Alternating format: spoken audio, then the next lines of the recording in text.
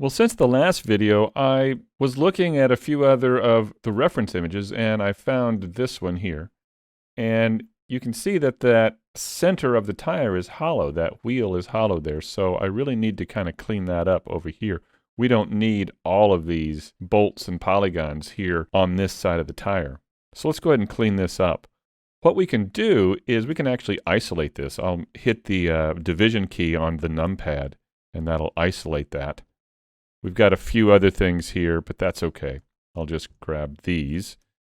Let's figure out how many we need to delete out of here. I'll go to face mode, hit the C key, and I'll circle select these, and then I'll press Control plus, and we'll expand our selection out to, I don't know, to about here. I'll go all the way out to that outer edge, and let's delete those.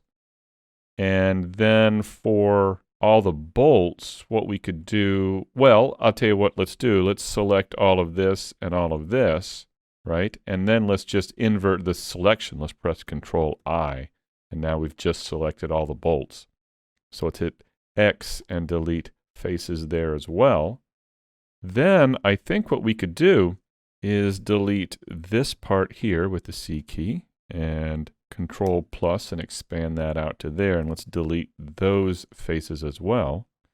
Now if we go to the edge select, we can pull this out, and then I think we just need to bridge these edge loops together. So let's select this edge and Alt-Shift click this edge, and then press Control E, and we'll bridge edge loops. There we go. So now we've got these connected. I feel like we need to do a little bit more with the smoothing here. Let's make sure that it's all smooth. I'll select Shade Smooth there. Yeah, it's all smooth. So let's just drag up a bit for the auto smooth, and we clean that up some. But I also want this kind of an edge. So maybe let's tab into Edit mode and select this edge and this edge, and let's press Control E, and we'll mark those as sharp. There we go. Yeah, let's try that. Okay, so now let's hit that division key on the numpad to bring everything else back. And now we've got that hollow wheel for the back tire. Yeah, so I think that'll work pretty well. Now, let's talk about underneath here. We need to start filling in some of this area so it isn't just empty under here. But we don't have enough information in the reference images to really know what's going on there. And we don't really want to devote a lot of polygons to it either. Generally speaking, this car is going to be seen from up here as we drive around in our game.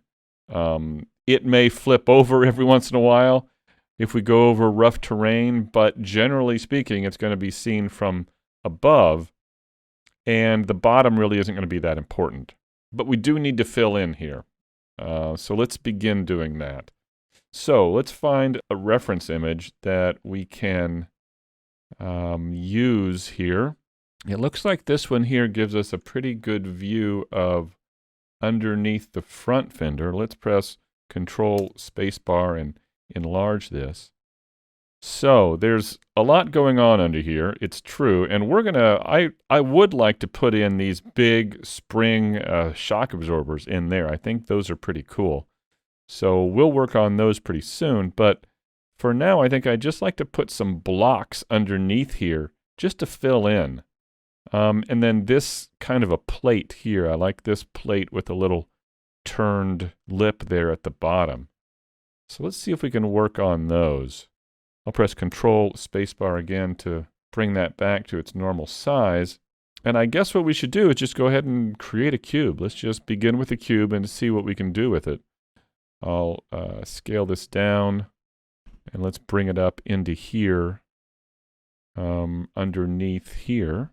So it looks to me like it's going to want to be about up to here. See this right here? That kind of looks like where it should be right there. If we tab into Edit mode and go to Face mode, we can select this face maybe, and then we could border select these points and bring these up like that to kind of have them underneath there. like that. Oh, we still have this visible. We don't want that visible. So if we select that edge and maybe bring it down just a bit. Okay. Now let's see what else we need to do here. I think this whole part could come back. So if we go to vertex mode and select these, maybe we could bring this whole part back like this. Maybe line it up with this right here. And let's add an edge loop in here and bring these points back like this.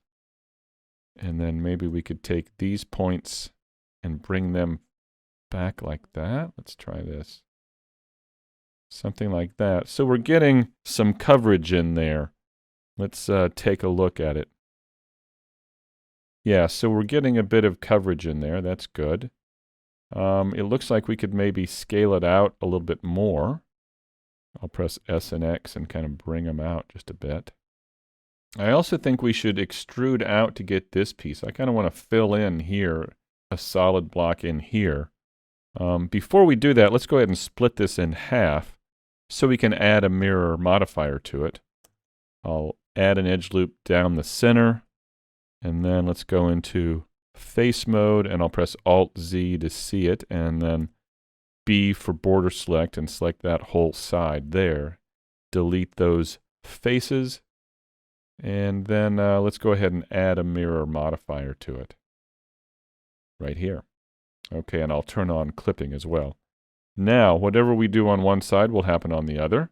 So, if we come in here and add an edge loop, say right in here, let's click, let's hit E and F, and now we can kind of change how this looks. It isn't really going flat because neither of the edges on either side of it are exactly flat, but that's okay. We can work with that. I'll bring it to about right here, and then let's grab these points, and I'll just bring these down a bit like this. There we go. Now we can grab that face right there that we just created, and let's extrude this out in the x-axis, E, and I'm just going to pull straight out like this until it meets with that fender right there, just so it fills in there. That's what we want. Okay. Oh, it looks like I went a little bit too far. We could maybe angle it up here. Let's try that. Tab into edit mode, grab that edge, and let's see if we can angle it in.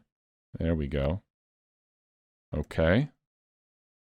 So I think that's going to help fill that area in a bit. Let's now work on this panel right here. That looks to me like just a polygon plane. Let's begin with that. Mesh plane, and then let's turn it in the x-axis, RX90. And I'll scale it down with the S key, and let's just move it up here and into place and see if we can arrange its points so that it kind of fits the shape we need here. Let me bring it over here, bring it forward a bit, and let's bring it up into here, like that. And then what we need to do is let's tab into edit mode and grab this edge, and I'm going to bring this edge down. Now what we should do is just kind of bring this back so it has kind of a similar angle here as this piece, like this. There we go. And I think we're going to have to move that top piece up, that top part up. So let's go to vertex mode, and up here, it's all the way up here. Let me grab this and move this forward here. There we go. All right, so let's take a look at this. So I'm just trying to get that panel in there so it's kind of in the right place, angled just a bit. And then I could grab that point and bring it down and kind of have it be in line with this angle here, right? So we've kind of put it in place like that. Now what we need to do is get this little turn, this little edge or lip right here. So what I'll do is I'm going to change to local transformation, and I'll grab that edge. And that's not aligning with the edge, so let's try normal. There we go. Now we've got our move gizmo aligned to the angle of the edge there. So let's pull that down just a bit. And then let's hit E, and I'm going to press Enter.